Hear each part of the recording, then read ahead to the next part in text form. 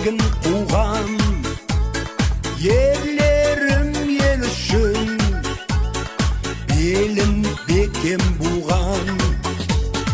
Ақ білек күшімен, ақ найза ұшымен қорғаған бабамның үлгі алып ісінен. Алға, алға, алға қазақ жігіттері, сенім артқан жансың халық үміттері. Көк аспанда желбіреп